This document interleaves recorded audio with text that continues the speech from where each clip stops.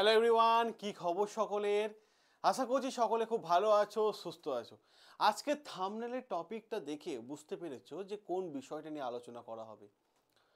তোমার যদি দ্রুত চাকরি চাই তাহলে এই ভিডিওটা কিন্তু সম্পূর্ণ আজকে তোমার জন্য। একদমই তাই, এই ভিডিওটা কিন্তু আজকে তোমার জন্য। আজকে আমরা 10 মিনিট কথা বলবো এই বিষয়টা নিয়ে, যে দ্রুত চাকরি যদি তোমার লক্ষ্য হয়ে থাকে তাহলে কোন চাকরি পরীক্ষার জন্য তুমি ফর্ম ফিল আপ করবে এবং কোন চাকরি পরীক্ষা প্রস্তুতি নেবে, এবং দ্রুত চাকরি 6 মাস 1 বছরের মধ্যে কোন চাকরিটা তুমি পেয়ে যাবে, সেই বিষয়টা নিয়ে কিন্তু অ্যাকচুয়ালি আলোচনা। এবার তুমি বলবে যে স্যার, দ্রুত চাকরি তো সবাই চাই। না, আমি বলবো না, সবার দ্রুত চাকরির দরকার নেই। একদমই তাই, তুমি শুনে অবাক হয়ে যাবে। হ্যাঁ, ধরো কারোর বয়স 21 বছর, কারো বয়স 21 বছর, তার কিন্তু দ্রুত চাকরি দরকার নেই। তার হাতে কিন্তু এখন অনেকটা সময় আছে। যে সমস্ত পরীক্ষাগুলো মানে প্রিপারেশন নিতে অনেকটা সময় লাগে এবং রিক্রুটমেন্টে অনেকটা সময় লাগে, তার হাতে কিন্তু অনেকটা সময় আছে যার বয়স এখন 21। কারোর আবার ধরো 27 বছর বয়স, যে দুই বন্ধু 27 বছর বয়স, তাদের একজনের কি হচ্ছে, বাবা হয়তো রিটায়ারমেন্ট এই মাসেই হবে বা এই বছরে হবে, তাহলে সংসারে পুরো বোঝাটা তার মাথার উপর চাপবে।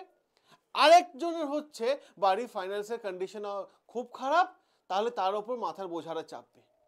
দুজন মানুষের কিন্তু 27 বছর বয়স, দুজনের কিন্তু দ্রুত চাকরি চাই।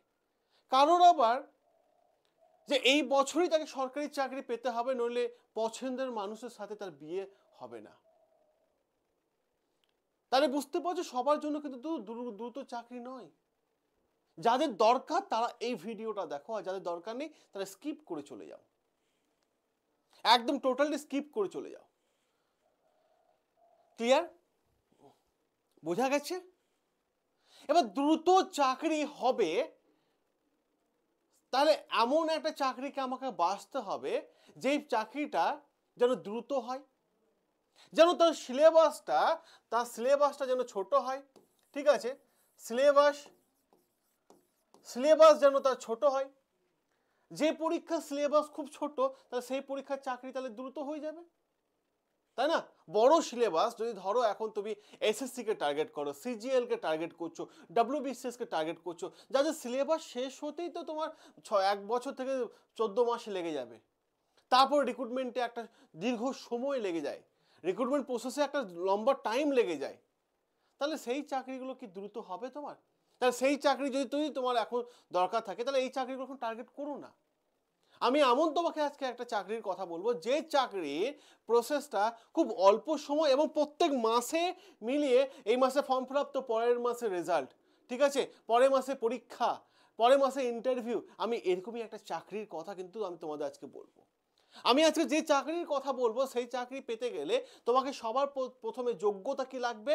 গ্র্যাজুয়েশন। ঠিক আছে, গ্র্যাজুয়েশন, ঠিক আছে, গ্র্যাজুয়েশন লাগবে। এবং সেই চাকরি পাওয়াটা খুব সহজ, কারণটা কি, সেই চাকরি পরীক্ষার যে প্রশ্ন পেপারটা হয় না, সেটা কিন্তু সম্পূর্ণ বাংলাতে হয়, বাংলাতে প্রশ্ন পেপারটা হয়। ক্লিয়ার? হিন্দি ইংলিশ না, বাংলাতে প্রশ্ন পেপারটা হয়।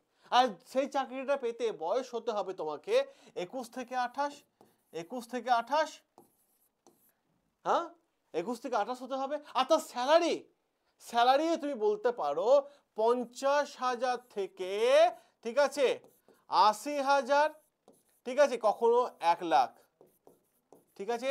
তাদের ভালো স্যালারি এবং মানে এসির নিচে বসে থাকা কাজ, একদম পার্মানেন্ট চাকরি, সরকারি চাকরিরই কথা বলছি আমি সরকারি চাকরির কথা বলছি। এবার বুঝতে পারছো আমি কোন চাকরির কথা বলছি?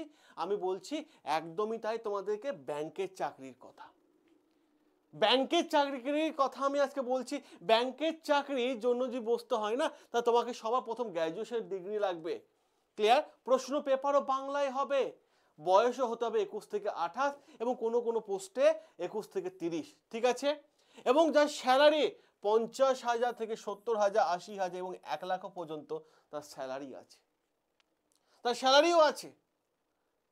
বোঝা গেল? জিনিসটা ক্লিয়ার হয়েছে? এবার তোমার মাথার মধ্যে প্রশ্ন হবে, স্যার ব্যাংকের চাকরি, ও বাবা, সে তো ওখানে প্রশ্ন হবে হিন্দি বা ইংলিশ। ভাই আপডেটেড হও, একটু আপডেট হয়ে যাও। 2-3 বছর আগে তার প্রশ্ন হিন্দি ইংলিশ হতো, এখন বাংলায় হয়। ওখানে অপশানে ক্লিক করলে তুই বাংলায় প্রশ্ন পাবে, ইংলিশে ক্লিক করলে ইংলিশে প্রশ্ন পাবে, হিন্দি ক্লিক করলে হিন্দি প্রশ্ন পাবে। স্যার আমি তো শুনেছি ব্যাংকের পরীক্ষায় 60% নাম্বার দরকার হয়। ভাই না, এটা শোনা কথা, প্র্যাকটিক্যাল আমাদের কাছ থেকে শুনে যাও, প্র্যাকটিক্যাল কথাবার্তা আমাদের কাছ থেকে শুনে যাও, বেকার কথাবার্তা। ঠিক আছে, স্যার আমি তো শুনেছি ও ব্যাংকের পরীক্ষায় শুধুমাত্র সায়েন্স এবং কমার্সের ছেলেমেয়েরা পাস করবে আর তারাই একমাত্র অ্যাপ্লাই করতে পারবে। ভুল কথা, ভুল কথা। তুমি যদি গ্র্যাজুয়েট হয়ে থাকো না, তোমার হাতে যদি পাস মার্কস থাকে না, তুমি আরামসে অ্যাপ্লাই করে দিও ভাই, কারণ ব্যাংকের চাকরি পরীক্ষায় না মানে গ্র্যাজুয়েট হলেই তুমি অ্যাপ্লাই করতে পারবে। Science arts commerce does not matter. এবার তুমি বললো স্যার আমি তো শুনেছি ব্যাংকের চাকরি, আপনি বলে দিলেন, বলতে দাও মানে পয়সায় লাগে না, আপনি বলে দিলেন, ঠিক আছে তো ব্যাংকের চাকরির পরীক্ষা তো অনেক কঠিন। ভাই কে বলেছে, কে বলেছে? কোন চাকরি পাওয়াটা সহজ বলো তো আমাকে? প্রিপারেশন না নিলে সমস্ত চাকরি কিন্তু তোমার কাছে কঠিন মনে হবে, সমস্ত প্রশ্নই তোমার কাছে কঠিন মনে হবে। আজকে কেউ পাচ্ছে না, তাহলে যে পাচ্ছে সে কতটা লেবার দিয়েছে, নিজের পরিশ্রমটা কতটা জারি করেছে সেটা একবার তুমি ভাবো, আর যে পায়নি সে কতটা ফাঁকিবাজি করেছে তাকে একবার ভাবো। দুটো ছেলেকে সামনাসামনি বসাও, দেখো উত্তর তুমি খুঁজে পেয়ে যাবে। ভাই এটা তো নয় যে পাচ্ছে না, বহু সংখ্যক ছাত্রছাত্রী পাচ্ছে, বহু সংখ্যক ছাত্রছাত্রী পেয়েছে। ভাই তুমি পাওনি কারণ তোমার ব্যর্থতা, হ্যাঁ কিছুটা লাক ডিপেন্ড করে, আমি এটা অস্বীকার করব না, কারণ আমার ক্ষেত্রেও সেটা হয়েছে, কিছু লাক ডিপেন্ড করে, কিন্তু ভাই পাচ্ছে তো। আগে তুমি নিজেকে প্রশ্ন করো তো, তুমি তোমার প্রিপারেশনটা ঠিকঠাক মতো দিয়েছিলে, 100% দিয়েছিলে?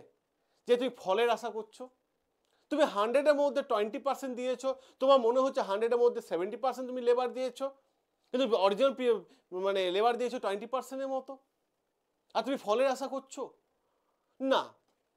ব্যাংকের চাকরি দাও, কারণ ব্যাংকের চাকরি এমন একটা চাকরি যে অল্প সময়ের মধ্যেই তোমার চাকরি হবে, এবং বাড়ির কষ্টে বা বোঝাটা তুমি নিতে পারবে, নিজের পছন্দের জীবন সঙ্গিনীর সাথে বা সঙ্গীর সাথে তোমার বিবাহ হয়ে যাবে। একদমই তাই, প্র্যাকটিক্যাল কথা, প্র্যাকটিক্যাল কথা। আর চাকরি থাকবে, সব কিছু থাকবে।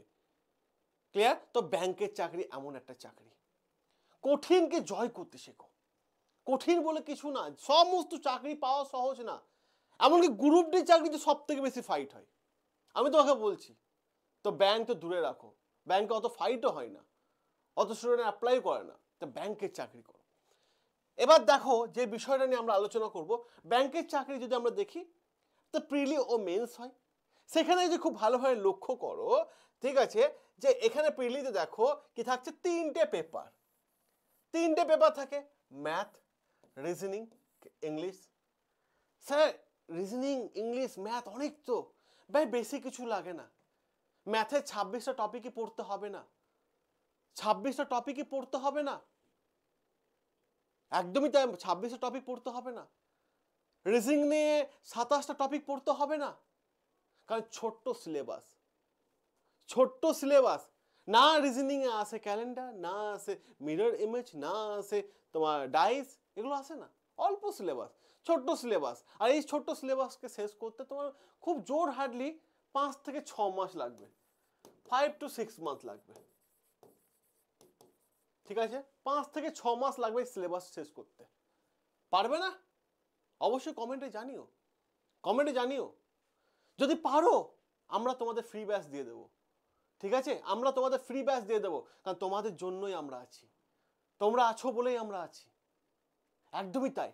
তোমরা যদি বলো স্যার আমরা ফ্রি ক্লাস চাই, কমেন্টে জানিও এই ভিডিওর, আমরা তোমাদের ফ্রি ক্লাস দিয়ে দেবো।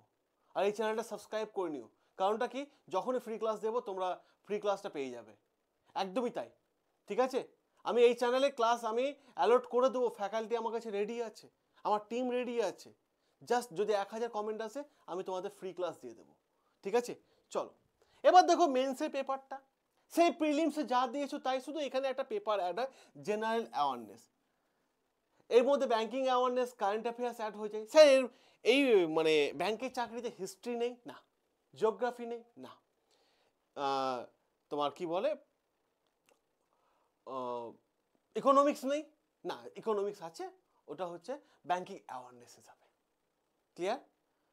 তা তোমাকে জিজ্ঞেস পড়তে হচ্ছে না, সেই ম্যাথটা ভালো করে শিখলে হবে, রিজনিং ভালো করে শিখলে হবে, ইংলিশ ভালো করে শিখলেই হবে। যদি বলো এই 4টে সাবজেক্টের ক্লাস আমি সকাল 10টা থেকে একদম পরপর 4টে ক্লাস দিয়ে দেবো, যদি তোমাদের বেশি কমেন্ট আসে, ঠিক আছে? এটা হচ্ছে মেন্সের সিলেবাস। তাহলে দেখো যেটা তুমি প্রিলিমসে পড়লে দেখলে সেটাই মেন্সে আছে। ক্লিয়ার? যেটা প্রিলিমসে দেখলে সেটাই মেন্সে আছে। এবার দেখো খুব ভালো করে আমি কেন বললাম 1 বছরের মধ্যে তোমার চাকরি হবে। ব্যাংকের সিলেবাস যদি আমি দেখি খুব ভালো করে, তাহলে আমি দেখবো এখানে খুব ভালোভাবে দেখো এদের কি হয়। এদের দেখো জুন মাসে নোটিফিকেশন আসে, ক্লিয়ার? জুলাই মাসে ফর্ম ফিল আপ হয়, অগস্টে প্রিলিমস হয়, সেপ্টেম্বরে তার রেজাল্ট আসে, অক্টোবরে অ্যাডমিট দেয় ফর মেন্সের জন্য, ঠিক আছে? নভেম্বরে মেন্স হয়, ঠিক আছে? ডিসেম্বরে মেন্সের রেজাল্ট। এই পর্যন্ত হয়ে গেল তোমাদের ব্যাংকের 2টো পোস্ট, ঠিক আছে? একটা হয় ক্লার্ক আর একটা হয় পিও। যারা ক্লার্কের জন্য অ্যাপ্লাই করবে তারা এখানেই তাদের জার্নিটা শেষ, এখানেই তার জয়নিংটা পেয়ে গেলে, ঠিক আছে? তাহলে জুন থেকে শুরু হলো, মানে কি বলে ডিসেম্বরে গিয়ে মানে সিলেকশন হয়ে গেল। ক্লিয়ার? এবার যারা পিও দেবে তাদের একটা পার্সোনালিটি টেস্ট হয়, জানুয়ারিতে তাদের পার্সোনাল টেস্টে অ্যাডমিট কার্ড দেওয়া হয়, ঠিক আছে?